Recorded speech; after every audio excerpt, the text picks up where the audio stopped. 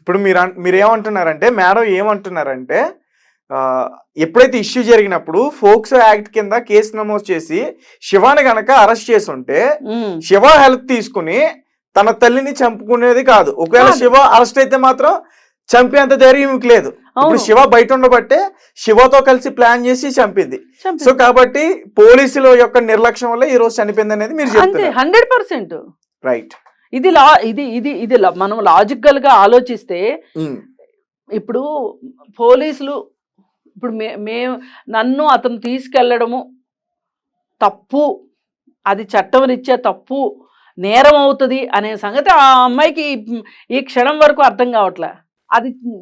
అది తప్పు అని చెప్పాల్సిన బాధ్యత ఎవరిది? అవగాహన ఇవ్వాల్సిన బాధ్యత ఎవరిది? పోలీసులది. కూర్చోబెట్టి చెప్పాలి, నీకు 16 ఏళ్ళు, నువ్వు మైనర్వి, నిన్ను తీసుకెళ్ళడానికి వీల్లేదు. ఆమె అమ్మాయి ఏమన్నా సావిత్రిలాగా సత్యవంతుడి ప్రాణం కోసం ఎముడితో పోరాటం ఏమైనా చేసిందా? ఆ పిల్ల చేయలేదుగా. నా శివాని ఎట్లా అరెస్ట్ చేస్తారని ఏమన్నా అడిగిందా? వీళ్ళని అడగలేదు కదా. 100% పోలీసులు నిర్లక్ష్యమే ఇక్కడ. వాళ్ళు హై ప్రొఫైల్ కేసుల మీద, సినిమా వాళ్ళ కేసుల మీద, రియల్ ఎస్టేట్ వాళ్ళ కేసుల మీద పెట్టే శ్రద్ధ సామాన్యుల మీద పెట్టట్లేదు. వీళ్ళ కోసం ఎవరు అడుగుతారు, వీళ్ళ గురించి ఎవరు అడుగుతారు అని. ఇవాళ అంజలి చనిపోయింది. ఏంటి అంజలి? నిన్నటిదాకా ఒక సాంస్కృతిక కళాకారిణి. ఆమెకి ఏమైనా ఆస్తులు ఉన్నాయా? ఆమెకి ఏమైనా గొప్ప గొప్ప చుట్టాలు ఉన్నారా? ఆమె ఏమైనా ఇన్ఫ్లుయెన్స్ చేయగలిగిన పరిస్థితి ఉందా? అసలు ఆమె లేదు. ఆమెకు ఒక భర్త ఉండి ఇన్ఫ్లుయెన్స్ చేయగలుగుతున్నాడా? ఒక బ్రదరో లేకపోతే ఒక కుటుంబం ఉండి ఇన్ఫ్లుయెన్స్ చేయగలిగిన పరిస్థితి ఉందా?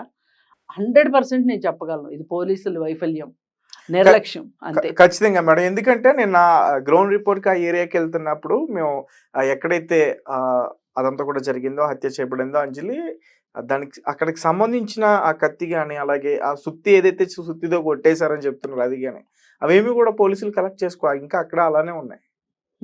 సో పూర్తిగా ఇందులో కూడా పోలీసుల యొక్క నిర్లక్ష్యం కనిపిస్తుంది అనేది అయితే అసలు ఈ కేసు సాల్వ్ చేయాలని వాళ్ళకి లేదండి. చాలా మెకానికల్ గా చేస్తారు చూడండి.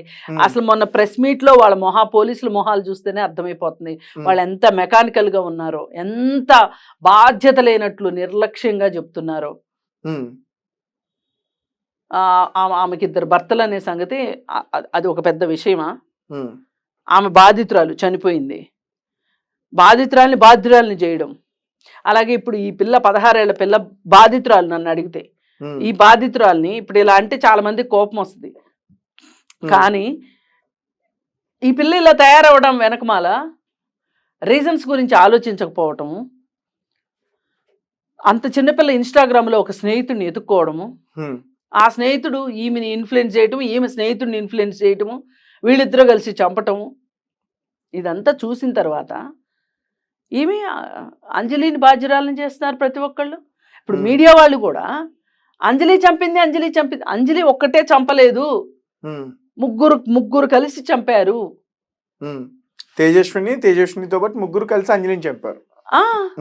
ముగ్గురు కలిసి చేశారు ఇది. ఈ అమ్మాయిని ఒక్కదాన్ని అనాల్సిన అవసరం ఏంటి? అంటే నేను ఈ పిల్లకి ఏమీ తప్పు లేదని నేను అనట్లేదు. కానీ నేరస్తులు పుట్టుకతో నేరస్తులు ఎవరు? మన సమాజంలో ఉన్న చుట్టూ ఉన్న పరిస్థితులు వీళ్ళు నేరస్తుల్ని చేస్తున్నారు. ఇన్ని ఉండగా వీళ్ళందరూ కలిసి చెయ్యగా, వీళ్ళందరూ కలిసి జరుగుతూ ఉంటే అసలు పోలీసులు ప్రేక్షక పాత్ర వహించడమే నాకు నవ్వు వస్తుంది. ఇంత విషాదంలో కూడా ఎట్లా ఇంత నిర్లక్ష్యంగా ఉంటారు? ఒకటే, మళ్ళీ పోలీసుల గురించి పద్దాక మాట్లాడుకోక్కర్లేదు. వాళ్ళకి దీని గురించి ఏమి శిక్ష పడుతుంది అనేది ఆలోచించాల్సిన అవసరం ఉంది. పోలీసులు సమాధానం చెప్పవలసిన అవసరం ఉంది. అసలు పోలీసులను ఎవరు డిమాండ్ చేస్తున్నారు చెప్పండి? మీడియా దగ్గర నుంచి అందరూ పోలీసుల గురించి ఎవరు మాట్లాడట్లా. ఎంతసేపు 16 ఏళ్ల పిల్ల, లేదంటే అంజలి, లేదంటే శివ వాళ్ళ అమ్మ, లేదంటే శివ, వీళ్ళేనా నేరస్తులు? మీరు గ్రౌండ్ రిపోర్ట్కి వెళ్ళినప్పుడు కూడా ఎవరింట్లో అయితే అద్దెకుందో వాళ్ళు ఆమె గురించి మంచిగా ఎందుకు చెప్తారు? పైగా వాళ్ళ ఇంట్లో అద్దెకున్నప్పుడు అంజలి కోసం మనుషులు ఎక్కువ వస్తారు.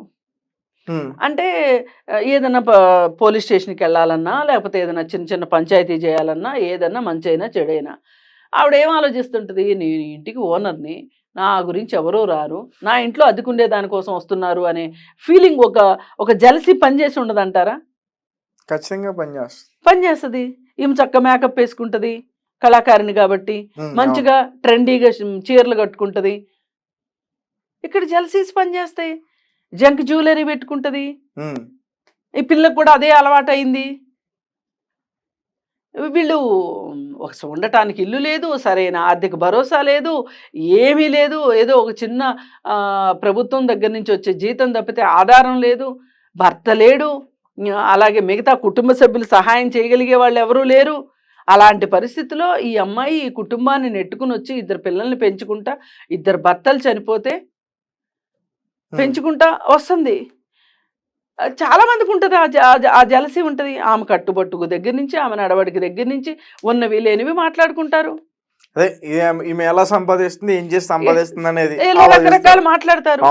అందుకని ఏంటంటే వీళ్ళందరి మాటల కంటే కూడా మనం ఆలోచించవలసింది, ఈ ఫోను ప్రభావంతో, ఈ ఫోన్లో ఆన్లైన్ కొనుగోళ్ళు కోసం ఎంత వెచ్చిస్తున్నారు, చిన్న చిన్న పొదుపులు చేయడం కూడా మానేసి ఎంత ఖర్చు పెడుతున్నారు.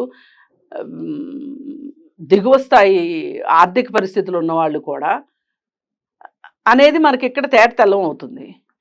ఒక కల్చర్, నియో కల్చర్ ఎందుకు వీళ్ళు ఇట్లా అడాప్ట్ చేసుకున్నారు, ఆ నియో కల్చర్లో భాగమే ఈ ఫోన్ కూడా. ఆన్లైన్లో ట్రెండీ చీరలు కొనుక్కోవడము, బర్త్డేలు చేసుకోవడము, బర్త్డే కేకులు కట్ చేసుకోవడము, అవి ఫోటోలు దిగడము, అవి అప్లోడ్ చేయడము, ఫోన్లో స్టేటస్లు పెట్టుకోవడము, ఇవన్నీ ఎంతవరకు అవసరం జీవితాలకి? ఇవాళ వీళ్ళున్న ఆర్థిక పరిస్థితి కావచ్చు, వీళ్ళున్న సామాజిక పరిస్థితి కావచ్చు, వీళ్ళు జీవితాలను నిర్మించుకోవాల్సిన పరిస్థితుల్లో ఉన్నారు. ఇంకా వీళ్ళు నిలదొక్కుకోలే, జీవితాల్లో నిలదొక్కునే పరిస్థితి వీళ్ళది. ఈ నిలదొక్కునే మనుషులు ఆల్రెడీ నిలదొక్కుని ఆర్థికంగా బాగున్న వాళ్ళు చేసే పనులు వీళ్ళు చేస్తున్నారు అంటే వీళ్ళ ఫోకస్ ఎక్కడ ఉండాలి? చదువు మీదో, చేసే పని మీదో, భవిష్యత్తు నిర్మించుకునే దాని మీదో ఫోకస్ ఉండాలి. కానీ వీళ్ళ ఫోకస్ అంతా ఎక్కడ ఉంటుంది? ఫోన్ చుట్టూ వీళ్ళ ఫోకస్ ఉంది. అవును. ఆ స్కూల్కి వెళ్ళే పిల్లలు స్కూల్లో చదువుకోవాలి, ఇంటికి వచ్చి హోంవర్క్ చేసుకోవాలి, ఆడుకోవాలి, పాడుకోవాలి, స్నేహాలు చేసుకోవాలి.